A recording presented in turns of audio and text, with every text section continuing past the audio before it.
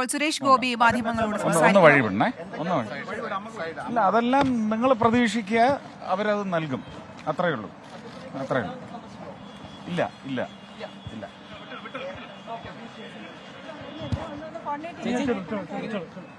ഡൽഹി എത്തിയ ശേഷം സുരേഷ് ഗോപി മാധ്യമങ്ങളെ കാണുകയായിരുന്നു.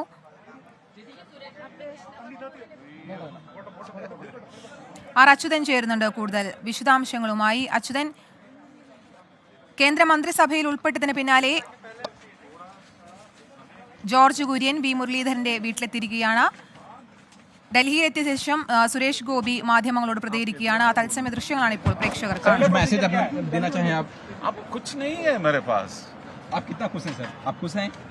आप कुछ समय दीजिए. नहीं कुछ नहीं मालूम, कुछ नहीं मालूम. सर पीएम मोदी तीसरी बार प्रधानमंत्री बनने जा रहे हैं.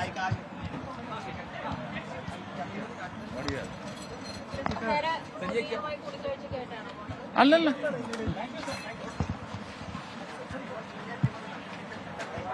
സത്യപ്രതിജ്ഞാ ചടങ്ങിന് ഡൽഹിയിലെത്തിയ ശേഷം മാധ്യമങ്ങളോട് പ്രതികരിക്കുകയായിരുന്നു സുരേഷ് ഗോപി.